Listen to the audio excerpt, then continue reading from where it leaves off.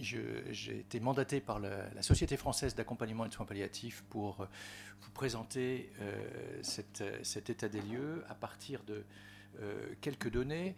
D'une part, une recrudescence importante de l'intérêt du cannabis en soins palliatifs, avec par exemple au dernier congrès international de soins palliatifs de Montréal, où il y avait des sessions plénières et plusieurs sessions consacrées à l'usage des cannabinoïdes en soins palliatifs. D'autre part, un grand nombre d'articles très récents qui sont sortis sur le sujet, et puis une méta-analyse qui donne de façon assez large par des auteurs allemands des résultats négatifs, mais dans notre spécialité, on n'a quasiment pas, si ce n'est pas du tout, de méta-analyses qui sont positives sur les médicaments à utiliser en médecine palliative. Donc cette revue, par exemple, toute récente de 2018, qui trace bien un peu l'idée générale des patients de soins palliatifs, ceux auxquels on est confronté. C'est d'abord des patients qui sont très symptomatiques, polysymptomatiques, 8 à 12 symptômes par patient, avec des symptômes multiples en termes de douleur, d'anorexie, de cachexie, de dyspnée, d'anxiété, de dépression. Si bien que ces patients, plus on avance dans la maladie, plus ces patients sont polymédiqués, donc un nombre important de médicaments, un nombre important d'interactions aussi médicamenteuses, et bien sûr, malgré la multiplication des approches non médicamenteuses. Malgré ça, on a toujours un nombre de symptômes qui est mal contrôlé et des effets indésirables des médicaments qui deviennent parfois intolérables. Et donc, il y a bien sûr, comme dans d'autres domaines, mais ça je ne vous apprends rien, un contraste énorme entre, sur le plan international, une utilisation qui devient assez large des cannabinoïdes et le peu de recherche avec des méthodologies un peu qui ne permettent pas d'apporter de preuves scientifiques sur l'état des lieux. Et bien sûr, dans l'utilisation aussi des cannabinoïdes, y compris en phase avancée de maladie, une influence politique avec un débat entre la stigmatisation d'un côté et puis des partisans qui sont très en faveur d'une efficacité clinique. La question est multiple sur les indications, les moments, les objectifs, le moment où il faudrait introduire des cannabinoïdes en soins palliatifs. Probablement que nos indications seront probablement à revoir à partir notamment d'une étude de cohorte israélienne qui est assez intéressante, sur laquelle je vais un peu m'attarder tout à l'heure. La question, c'est certainement pas non plus dans les derniers moments où cette molécule serait intéressante, d'une part parce que c'est probablement trop tard, du fait notamment des effets avec une forte incidence du délirium dans les phases avancées terminales de maladie, avec en phase tout à fait terminale jusqu'à 70% de patients qui sont confus. Reste que les indications classiques des cannabinoïdes, enfin ceux pour lesquels on recherche vraiment une efficacité, sont des symptômes que l'on rencontre en médecine palliative, comme la douleur, l'anxiété, la dépression, l'insomnie, l'anorexie, la spasticité, et que probablement que l'intérêt probablement qu'il y aurait à regarder, et ça c'est important pour les études à venir, c'est pas tant une efficacité clinique, mais une efficacité clinique ou égale comparée aussi en prenant en compte la réduction des autres médicaments. C'est des patients qui ont 5-6 médicaments, et peut-être que l'introduction de cannabinoïdes qui vont cibler plusieurs symptômes permettrait de réduire ces médicaments, provoquer probablement, peut-être, on espère, une épargne morphinique et une réduction des effets indésirables de ces médicaments. Dans le domaine de la douleur, je n'ai pas grand-chose à vous apprendre probablement, parce que je pense que vous avez interviewé déjà pas mal de monde sur ce domaine-là. Il y a plusieurs revues systématiques de la littérature, en tout cas dans la douleur du cancer, sur cette méta-analyse de 15 essais sur 18 versus placebo qui donne un effet positif, avec aujourd'hui des recommandations comme celle récente du Collège des médecins des familles canadiens, avec une place possible dans la douleur réfractaire en phase palliative, en évaluant bien la balance bénéfice-risque. Ça, c'est une recommandation qui est récente. avec bien sûr ce débat qui concerne chaque fois qu'on va utiliser des cannabinoïdes, c'est de quelle molécule parle-t-on, quel ratio entre un THC et un CBD par exemple, etc. Donc autant de questions sur lesquelles aujourd'hui la littérature ne permet pas de répondre. En termes d'efficacité et de tolérance, un des pays qui a la plus large utilisation du cannabis à usage médical, c'est Israël, avec 10 ans d'utilisation, donc un recul important, avec la première utilisation, c'est les symptômes liés au cancer. Donc c'est peut-être aussi par là qu'il faut les regarder. Et quand on regarde un peu les cohortes qu'ils ont avec 30 000 patients sous cannabis médical, etc., ça demande de réfléchir un peu. Et là, il y a une enquête épidémiologique qui est intéressante, qui est sortie tout récemment dans ce journal européen de médecine interne, sur des patients atteints de cancer qui prenaient du cannabis. C'est une étude qui est évidemment limitée, qui n'est pas comparative, qui est observationnelle, sans groupe contrôle, avec 2970 patients traités sous cannabis entre 2015 et 2017. Des patients vraiment très polysymptomatiques, 11 symptômes. Est-ce qu'ils étaient naïfs ou pas de morphinique? C'est intéressant dans cette étude. 75% des patients étaient naïfs de cannabis. Les prescriptions essentielles, c'était des prescriptions pour insomnie, pour douleur, avec des douleurs fortes, avec en échelle numérique, 8 sur 10 sur une échelle numérique. Fatigue, faiblesse, nausée, perte d'appétit. Ça s'est fait de façon limitée, par interview téléphonique à 1 mois et à 6 mois. Mais ce qui est intéressant dans cette large étude, donc sur un très grand nombre de patients, c'est de regarder ce qui se passe à 1 mois, ce qui se passe à 6 mois, avec quand même un grand nombre de patients qui continuent leur traitement avec un suivi jusqu'à 2 ans, avec aussi un grand nombre, bien sûr, de patients qui décèdent autour de cette étude de cohorte. Donc, à 1 mois, qu'est-ce qu'on a? 11% d'arrêt des traitements, 7% de patients décédés et quand même 82% des patients qui poursuivent leur traitement, avec 62% qui rapportent une amélioration significative et 20% une amélioration modérée. Donc ça fait quand même un grand nombre de patients qui sont améliorés, avec les symptômes les mieux améliorés, c'est les nausées, vomissements. Ce sont la plupart des patients qui reçoivent encore bien sûr de la chimiothérapie, des troubles du sommeil, la fatigue, l'anxiété, dépression, prurite. On a 6% d'effets indésirables et 8% de patients qui ne rapportent aucun effet. Plus intéressant dans la durée, c'est ce qui se passe à 6 mois. Là, il y a 10% des patients qui ont arrêté leur traitement. On a déjà 22% de la cohorte de patients qui sont décédés. Et on a encore 67% de patients qui poursuivent leur traitement. Et dans ces 67, 51% rapportent une amélioration significative et 45% une amélioration modérée. 4% n'ont aucun effet. Là encore, l'efficacité la meilleure que l'on retrouve, c'est sur les nausées-vomissements, sur l'insomnie, sur l'agitation, l'anxiété, le prurite, avec là encore en parallèle une réduction des autres traitements qui sont notés.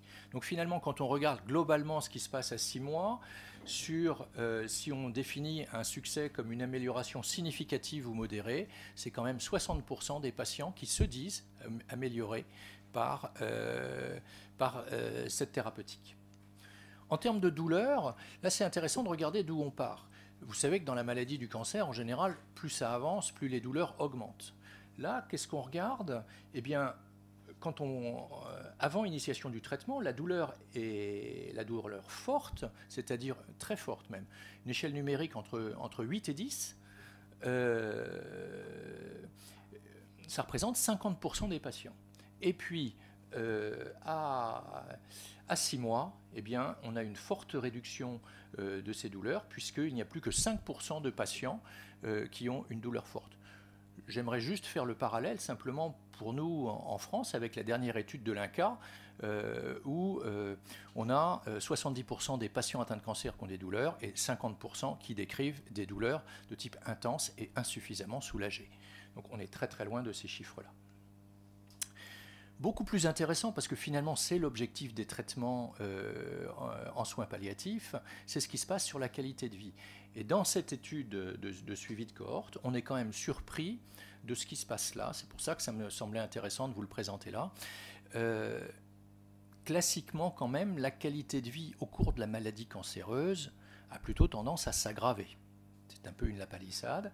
Qu'est-ce qui se passe là sous traitement? Et les traitements visent bien sûr, leur premier objectif, c'est de maintenir la qualité de vie. Qu'est-ce qui se passe là?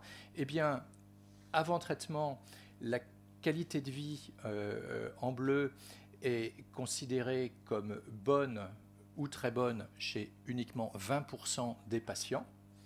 Et à 6 mois, la qualité de vie est bonne ou très bonne chez 70% des patients, alors que bien sûr, pendant ce temps-là, la maladie a pu progresser. En termes de sécurité et d'effets indésirables, il n'y a pas grand-chose dans la littérature en termes d'études. Je me semble important de vous présenter la plus large étude que j'ai pu retrouver, qui a été publiée en 2015. Peut-être vous l'avez déjà vue, cette étude lors d'autres présentations, qui est une étude qui est sur le cannabis dans le traitement de la douleur. Et donc là, on n'est pas du tout uniquement spécifique douleur cancéreuse ou soins palliatifs. Il s'agissait d'un suivi pendant 1 an de patients douloureux chroniques versus contrôle, avec 34% des sujets qui reçoivent du cannabis qui sont des sujets naïfs, à une dose de 2,5 g par jour. L'important à noter, c'est sur ce long suivi sur 1 an, c'est-à-dire que l'objectif principal, c'était de regarder le nombre d'effets indésirables graves. Eh bien, il n'est pas différent entre le groupe contrôle et le groupe cannabinoïde. Le nombre, par contre, d'effets indésirables sous cannabinoïde est un peu supérieur, non, sans différence significative sur le nombre d'événements indésirables, de patients qui ont au moins un événement indésirable, mais par contre le nombre d'événements indésirables est plus important dans le groupe cannabinoïde que dans le groupe contrôle. Ces événements indésirables, ce sont des choses relativement simples, des céphalées, des rhinopharyngites, des nausées, etc.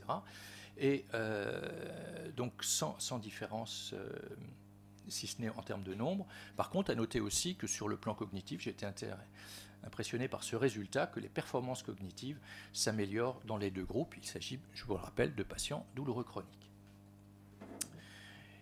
Qu'en est-il aussi des autres effets qui sont des effets psychoactifs du cannabis? Est-ce qu'on est sur des effets indésirables, ou voire sur un effet qui pourrait être bénéfique en soins palliatifs, en termes d'euphorie, de relaxation, de perte de mémoire qui est surtout sur la mémoire aversive, de modification de l'attention et d'une dissociation partielle et temporaire que l'on peut voir. Plus intéressant peut-être en termes d'effets qui pourraient, dans certaines circonstances, paraître un effet indésirable, et qui là, on peut s'interroger sur cet effet, notamment en phase avancée de maladie, sur le renforcement de tout ce qui est de l'ordre de la perception sensorielle, en termes de son, de goût, d'odeur, de vue. Voilà, une sorte de plaisir esthétique qui est favorisé et qui pourrait être un côté aussi intéressant, entre guillemets, enfin en tout cas à explorer plus, des cannabinoïdes utilisés en phase avancée ou terminale de maladie. Est-ce qu'il y a une différence entre s'adresser à des patients naïfs ou des patients non naïfs? Probablement, mais ça c'est des mécanismes de pharmacologie et probablement de down regulation des récepteurs CB1 sur lequel c'est pas mon propos ici de m'étendre, mais enfin peut-être qu'il y a une différence à voir, en tout cas si on s'adresse à des patients naïfs ou pas. Est-ce que les effets psychoactifs, est-ce que c'est uniquement le tétrahydrocannabinol qui en est responsable? C'est possible. En tout cas, chez les patients naïfs, le cannabidiol serait mieux toléré que le THC. La règle en général, c'est bien sûr, comme toujours et encore plus avec les cannabinoïdes, de démarrer à une dose basse, d'augmenter très lentement et de rester le plus bas possible. Les voies d'administration ont été aussi explorées sur les cannabinoïdes en soins palliatifs. La plus précise, c'est bien sûr la voie orale, mais avec un premier passage hépatique qui n'est pas forcément sympathique pour le delta-9 tétrahydrocannabinol, qui est transformé en état métabolique plus puissant. Il y a eu des essais aussi qui ont été faits par vaporisation, l'inhalation. certainement encore plus précis qu'une voie sous forme de fumée qu'il faut probablement oublier. Des formes de spray, de suppositoires, de baumes ont été proposées, toujours avec des doses de départ de plus faibles possible, avec toujours cette difficulté de savoir à quelle molécule on s'adresse, et probablement dans la littérature soit du THC seul, soit du THC dans un rapport 1 sur 1 avec du CBD. Donc, pour ne pas prolonger plus cette présentation qui est extrêmement synthétique sur le cannabinoïde potentiel en soins palliatifs, donc manifestement au plan international, on est dans une nouvelle classe de médicaments qui est encore en cours d'exploration. On a quand même des essais, notamment des essais de cohorte, qui sont intéressants, mais on sait aussi que dans ces situations-là, l'effet placebo est majeur, et tant qu'on n'a pas d'études randomisées contrôlées contre placebo, on ne saura pas exactement faire la part de ce qui est la molécule active de l'effet placebo du traitement. L'intérêt, il serait probablement clair sur les nausées et vomissements, notamment ceux qui sont chimio-induits, la douleur, la perte d'appétit, même si là on peut avoir des doutes, les troubles du sommeil, certainement l'anxiété, la spasticité. Ça nécessite une titration lente, la recherche de la dose médicale minimum efficace, et probablement que là encore, un de mes messages clés, c'est de bien voir si une molécule permettrait une épargne d'autres médicaments, voire d'améliorer en termes de tolérance une molécule versus une association de 2 ou 3 molécules. Donc il y a probablement à cibler une certaine population de patients qui pourraient en bénéficier. Merci de votre attention. Merci beaucoup pour cette présentation. Je passe la parole aux membres du comité. Gilles Edan. Je vais poser toujours la même question, mais je crois qu'elle est importante parce qu'on l'a vu pour la sclérose en plaques, on a vu pour l'épilepsie, on l'a vu pour les mouvements anormaux. On voit qu'il y a une pauvreté globale des études de haute qualité, alors même que le concept est là depuis quelques décennies.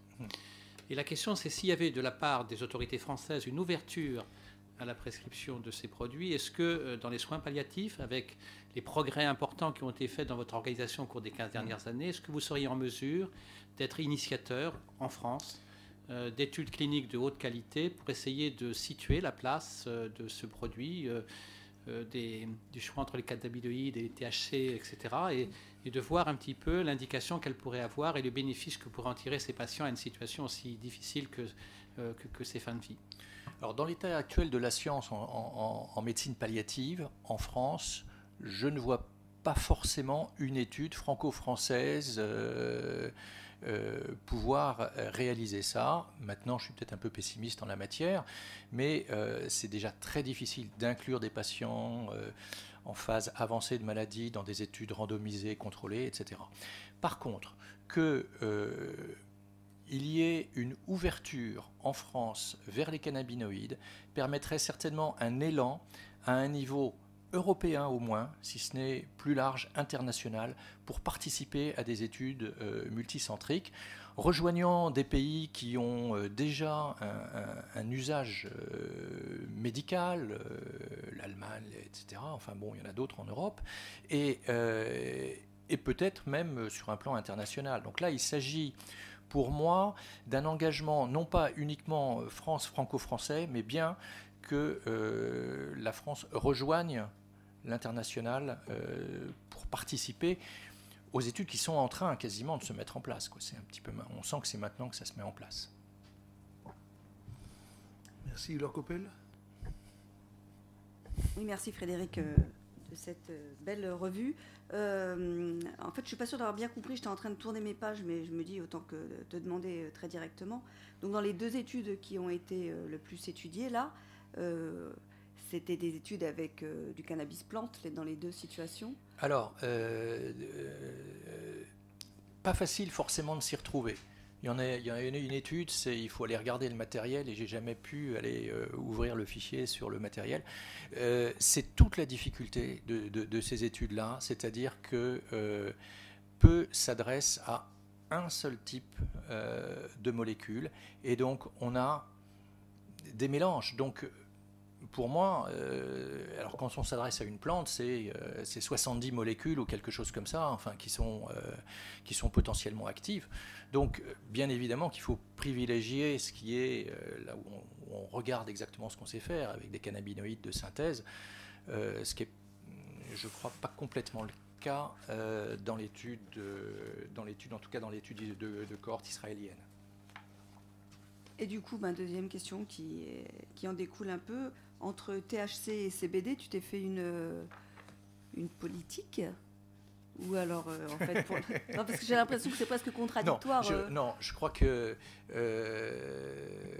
sincèrement, non. Nous, on avait fait à Ambroise Paré une étude quand j'étais au centre de traitement de la douleur. On a fait une des premières études, en tout cas françaises, en 2002, qu'on a publié en 2002 sur le delta 9 THC, sur une cohorte de patients douloureux chroniques, et très douloureux et très très chroniques. Et en fait, on a vu quand même pas mal d'effets indésirables. Moi, j'ai pas d'opinion entre THC seul ou THC CBD ratio 1 sur 1. Et je dois dire que la littérature aujourd'hui me permet pas complètement de dire qu'est-ce qui serait le mieux en termes d'efficacité et tolérance. Oui, je crois que c'est l'une des vraies problématiques dans cet usage. Yvan Kakowski. Bonjour et merci Frédéric. Oui, on est un peu surpris des résultats des études israéliennes de cohorte avec une amélioration de la qualité de vie assez spectaculaire. Ouais. Une amélioration sur la douleur aussi tout à fait étonnante, alors que toutes les études et notre opinion actuellement est que sur la douleur, on est vraiment loin d'avoir des preuves flagrantes. Tu es au premier plan pour le bien le savoir. Attention, je ne dis pas que ce sont les cannabinoïdes. Hein, voilà. C'est le suivi de cohorte dans lequel les patients recevaient des cannabinoïdes. Déjà, on sait très bien que quand on suit les patients, quand on les rappelle à 1 mois, quand on les rappelle à 6 mois, on est déjà beaucoup plus attentionné. Hein, voilà. Maintenant, des améliorations de qualité de vie comme ça, des améliorations de score de douleur comme ça, nous, on aimerait bien pouvoir en profiter. Enfin, je crois, en tout cas, un peu les spécialistes, Laure, Yvan, autour de la table, peut-être qu'il y en a d'autres, voilà. Serge Perrault. Oui, juste pour mentionner qu'effectivement, je pense que le contexte est important. Quand on voit l'efficacité dans des cohortes israéliennes, où là, je crois qu'il y a un pays entier qui est plutôt d'accord avec cette approche, et puis les résultats moins positifs dans d'autres pays, je pense que le contexte global, l'intérêt qu'on porte au produit et ce qu'on en attend a une importance majeure. Ouais. Tout à fait, bonne remarque. Oui, Laure Coppel. Aussi la même question que précédemment, là, dans cette étude de qualité de vie, parce qu'au final, c'est bien ce que tu as pu dire, c'est la qualité de vie qui nous intéresse au premier plan. Est-ce que tu sais quelle échelle ils avaient utilisé? Si c'était multidimensionnel, quelles étaient les dimensions les plus améliorées? C'est beaucoup trop simplexe. Ça a juste le mérite d'exister, j'allais dire, même si ça peut être validé, c'est une échelle de Likert en 5 points. Votre qualité de vie, comme je l'ai montré exactement, je ne sais pas si on veut revenir sur les diapositives, peut-être, hein, c'est... voilà. Ça, c'est donc c'est une échelle bien-être, pas une échelle qualité de vie multidimensionnelle. Comment trouvez-vous comment jugez-vous votre qualité de vie comment jugez-vous votre très mauvaise, bonne, excellente en 5 points? Voilà. Ni bonne ni mauvaise, bonne. Voilà, c'est exactement ça. Du coup, d'un point de vue des patients, c'est vraiment de la qualité de vie. D'un point de vue, pour nous, scientifiques, c'est plutôt du bien-être. C'est du bien-être, probablement. Oui. Dernière question. Annie Lepalec. C'est une petite question. Est-ce que les patients, si je puis dire, étaient homogènes d'une certaine manière? Est-ce que c'était des patients qui étaient plutôt condamnés en fin de vie, disons, ou au contraire des patients dont certains allaient mieux? Alors, parce que si dans le groupe, il y en avait qui étaient en train de s'en sortir, beaucoup plus que de ceux qui étaient mal partis, si je puis dire, Bon, enfin voilà. Non, Est-ce que cette variable-là est vraiment prise en compte? Ce sont des patients qui ont, pour les études du cancer, ce sont des patients qui ont un cancer sur lequel on n'a pas un objectif de guérison, hein, mais on a un objectif d'amélioration à la fois de la quantité et de la qualité de vie. Maintenant, les questions qui se posent sous-jacentes, c'est deux questions. Une que je n'ai pas abordée, qui est est-ce qu'il y aurait un effet des cannabinoïdes immunomodulateurs sur la tumeur elle-même? Ça, cette question est largement posée déjà dans la littérature. Et la deuxième question qui se pose, est-ce que, en améliorant les symptômes, est-ce que ces patients-là ne peuvent pas bénéficier plus de traitements, parce que le côté limitant des traitements anticancéreux, c'est quand même aussi du fait des effets indésirables, de l'altération de l'état général, et c'est que dès qu'un patient a un état général trop faible, on sait très bien que ces thérapeutiques font plus de mal que de bien. Et donc, est-ce qu'on n'a pas un effet, là encore, potentiel sur une amélioration, non seulement en termes de qualité de vie, mais aussi de quantité de vie? Ça, c'est quand même quelque chose qui est encore en point d'interrogation, mais je crois que c'est important au moins de le questionner. Merci beaucoup. On doit s'arrêter là. Merci d'avoir participé à ces travaux, d'avoir pu répondre à nos questions. Merci. Bonne journée.